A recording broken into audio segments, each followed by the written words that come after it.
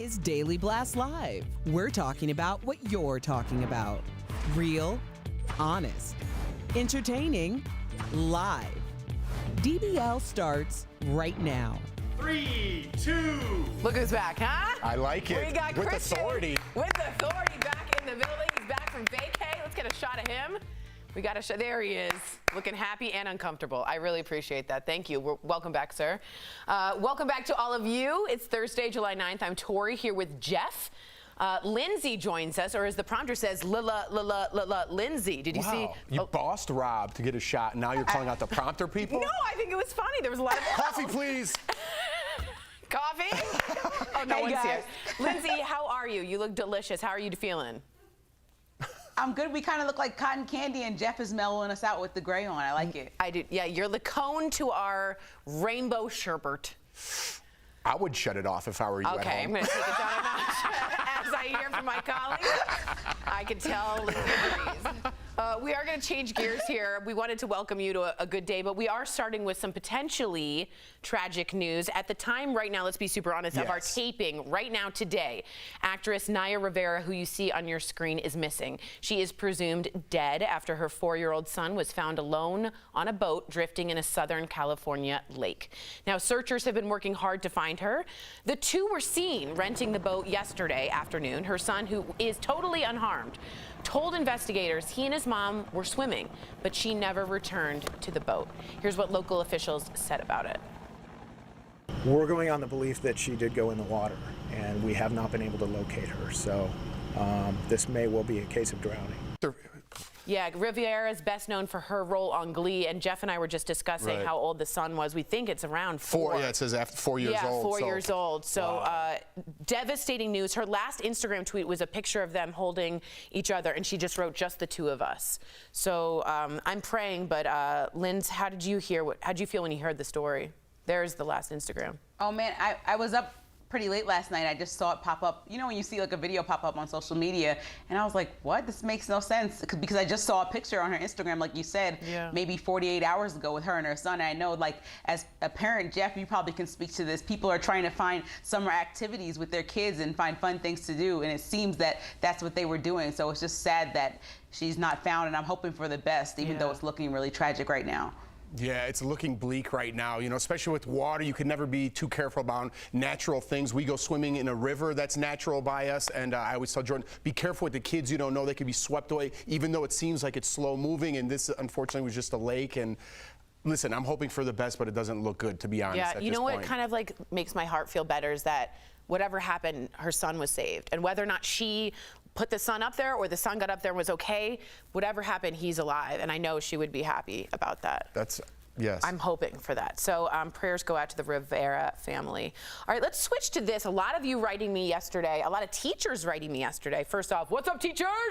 Is it safe to go back to school? The Trump administration and the CDC are going back and forth over the guidelines for safely reopening schools this fall. Here's what the CDC director had to say about it this morning on GMA.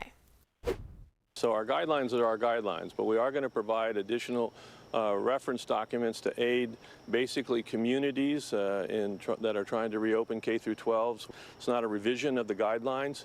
It's just to provide additional information to help the schools be able to use the guidance that we put forward. Well, this follows President Trump's threat yesterday to cut off federal funding for schools if they don't reopen. Meantime, millions of families are really struggling to pay their bills, and we feel you here at DBL.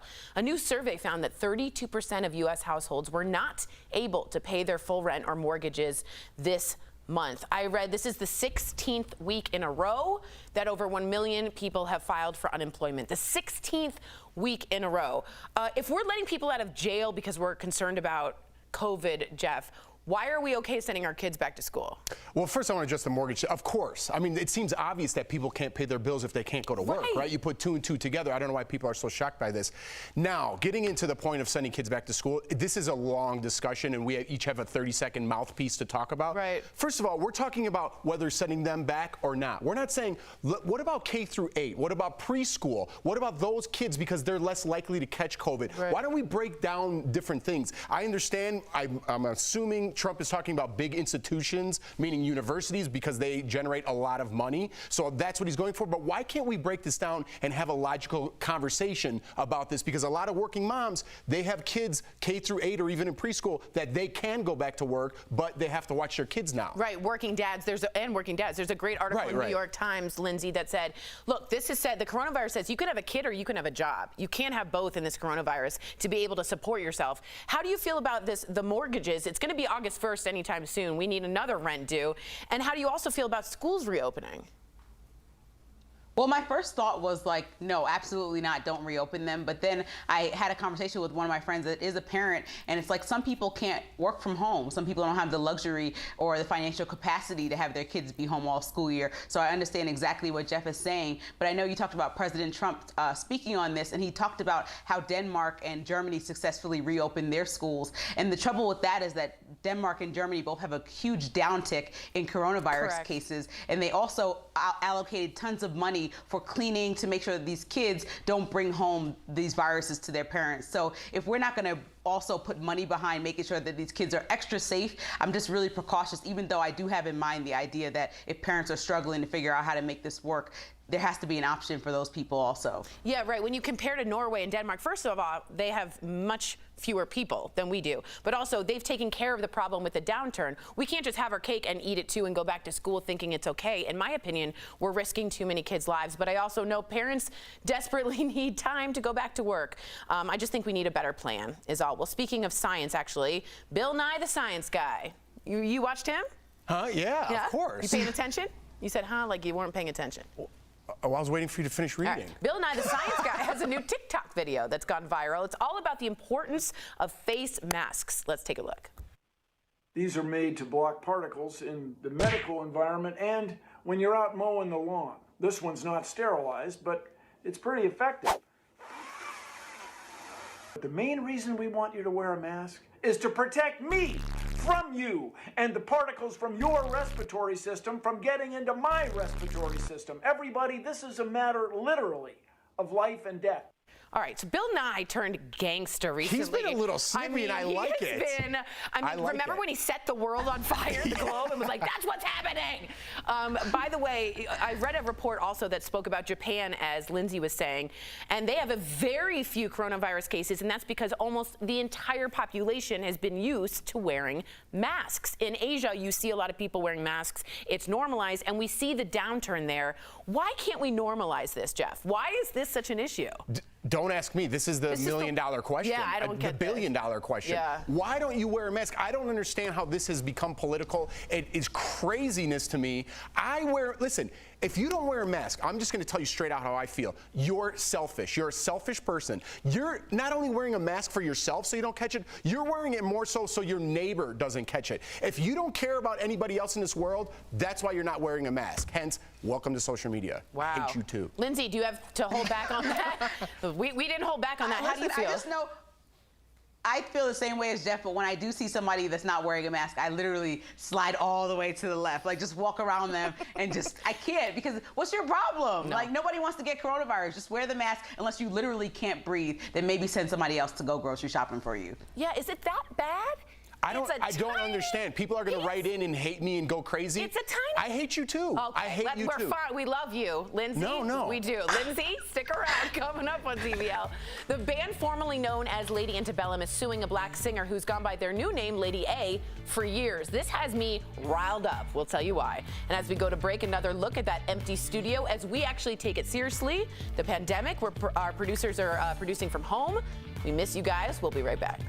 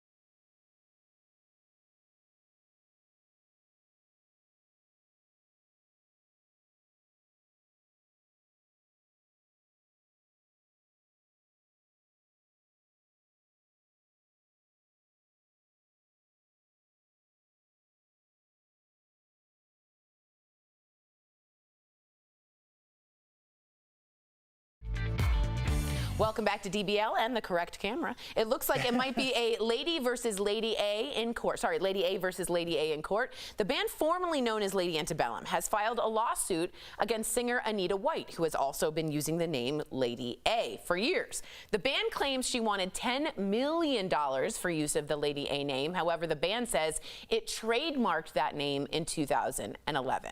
Now, last month, the band changed its name because the word antebellum refers to the pre-Civil War South. In June, the singer Lady A posted this photo saying she was hopeful the two parties could find common ground. All right, I have a strong take on this, Linds, and Jeff and I may disagree on this, and I want to get your take. I think they have every right to sue and countersue because of the trade. Lady A, right?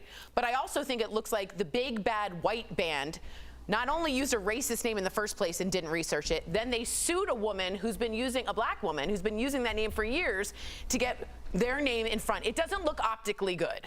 Listen, that's a strong argument. My thing is they legally trademarked the name 9 years ago, and they let Lady A, the singer, use that name, even though they own the trademark. If anybody should be suing money, it's Lady Antebellum to Lady A. Now she wants $10 million? If they're like, listen, give me 50 G's. I've been Lady A for the last however many years. 50 G's, 10 years of your life is a long time to be Lady A. $10 million? You don't think that's ridiculous? Well, I think they could somehow come to. And they own the trademark? I'm not giving anyone anything. If they were so mad about that trademark before, why didn't they sue her before? Why do they care now?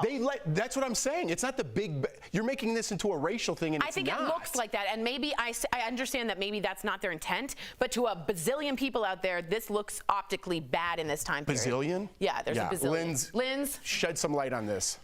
You know what? Maybe I'm being too kumbaya, but I'm hoping maybe they can go on tour together, make money, and split the profits. I like that. You know, what is the problem? You know how many people have the same name? Like, it's like when kids have a baby and they're like, listen, I'm naming my kid Jackie, and I'm not going to tell anybody. Like, you know how many Jackies that person's going to meet in their life? Just come on, everybody. Let's come together. We got coronavirus to worry about. Let's stop this name. You're not even going on tour anytime soon. Just figure something nice and neat for the entire party. Wouldn't that be funny if they went on tour and sang Kumbaya? And Lindsay's like, my dream has come true. They'd probably have a bazillion fans. All right, here we go. There's a new Batwoman protecting Gotham City. Ooh, I'm so excited.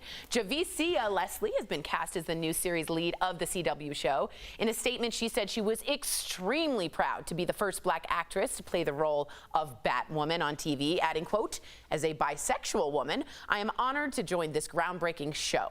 Ruby Rose, if you remember, who left the role in May, posted, I can't wait to watch season 2. You are going to be amazing. And in other big TV news, The Wonder Years is coming back. The new show will feature a black family living in Montgomery, Alabama during the 60s and 70s. Fred Savage, who played Kevin Arnold in the original series, will be an executive producer and director for the reboot. If you don't know, now you know. I'm a geek, but Fred Savage is an amazing director. He's just an amazing guy in my eyes. Yeah, I don't know him personally. Savage. I love Fred Savage. Yeah. Let me just get to this quick because I want Lindsay's take on this. I love the reboot of The Wonder Years showing a black family in the 60s and 70s because it's going to give everyone an inside view of what that was like back then. And I think they're really going to nail it. And Kevin Arnold, or Fred Savage, I should say, I'm taking all the time. Lindsay, what do you think about this? I just think it's so exciting to see TV represent what we see every day. So Amen. I'm excited to see both of these series. I am too. And one day there'll be a Jewish Batwoman. There's a lot of Jewish representation, right? One day. Mazel tov. We will be right back.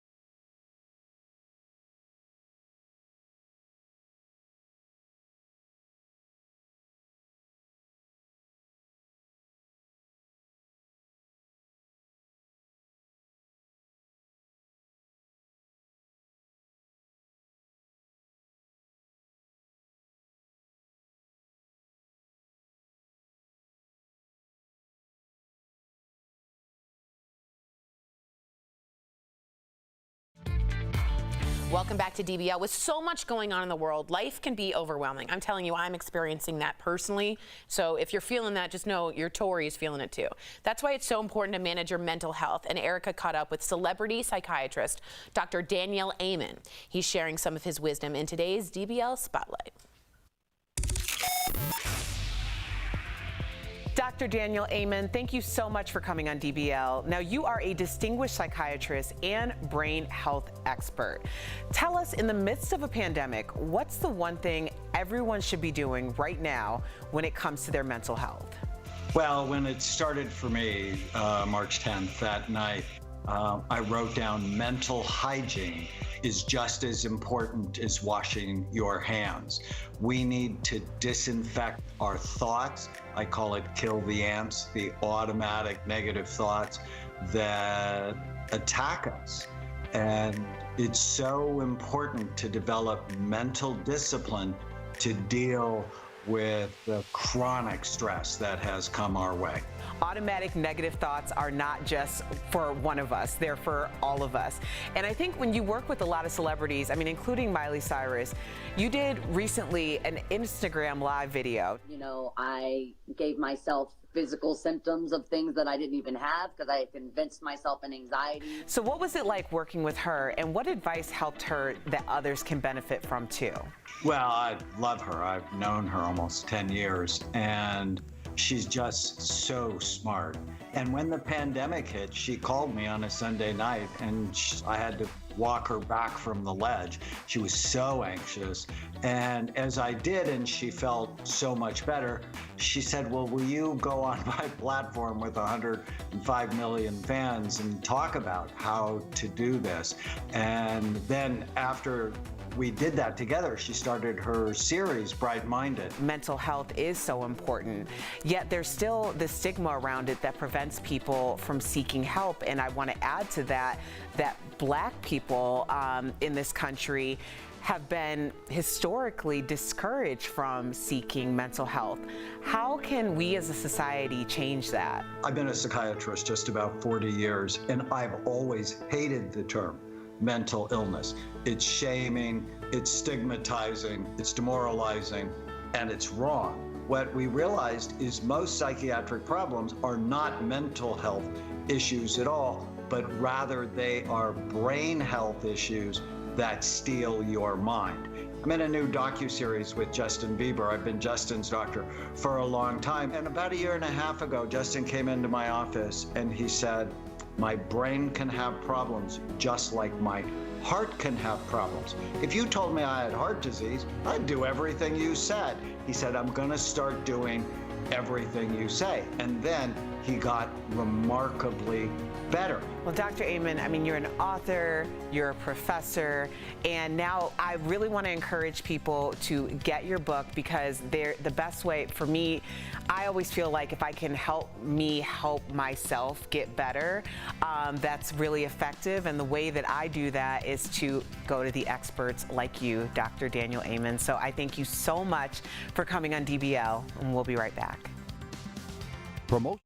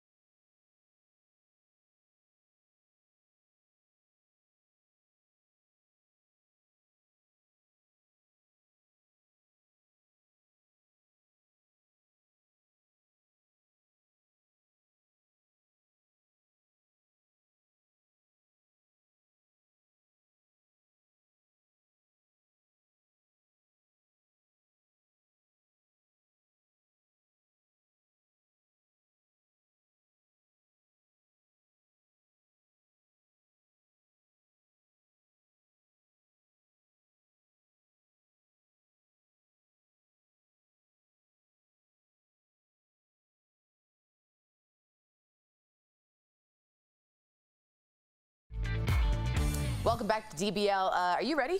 Sweet. Sweet deals. It's time for some sweet, sweet deals. Earlier, Steph showed us some awesome products at even better prices. Here's this week's Deal Blast presented by MorningSave.com, and they're sweet. So what do you have for us today, Steph? First of all, I've got an everyday essential, right? This is the Extreme 5.0 True Wireless Earbuds. Ooh, pink. Look at this. With wireless charging pad. You can really personalize it by reflecting your own style because the rubberized case comes in 6 colors, which are black, white, lavender, sky, sunset, and rose. So normally these are $129, but right now they're only $29, which means, Tori, we're saving 64%. Okay, well next, Tori, it's the International Silver 51-piece stainless steel low-ring collection. They never need polishing and they're dishwasher safe. So after you've used all the cutlery, you can just put them in the dishwasher and not worry about it. So much easier. Normally, this set is $80, but right now it's only $49, which means you're saving 39% on being the ultimate hostess. Now, Tori. Yes. No one likes to have dry skin, and it can be really hard to keep everything looking good when it's summer with the heat and everything.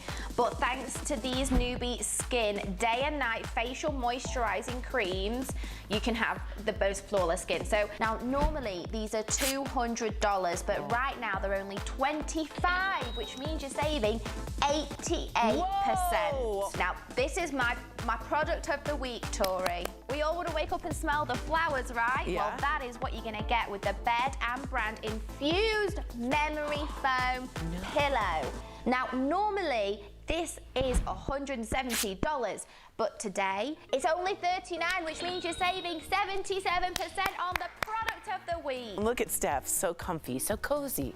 Y'all head on over to morningsave.com to snag these amazing deals at the lowest prices. You can even visit morningsave.com on your smartphone. I'm getting the aromatic pillow because sweet deals to calm down a little bit. Yeah, but Lindsay, I wanted to go back to you because I kind of cut you off. I wanted to know what you thought about those remakes because we didn't have enough time. Oh, I'm just gonna tell you what my mom thinks. She's still, I mean, it's a speech she got going on over here. She said The Wonder Years was one of my favorite shows. That and another show called 30-something Before Your Cruise Time. This is a classic. Yeah. The Wonder Years reminded me of my generation growing up as a kid in Roosevelt. I mean, it goes on and on. She's just so thrilled. So I'll take that same energy. We went back to Lindsay. We'll see you same time, same place tomorrow with Susan as the lead moderator. What?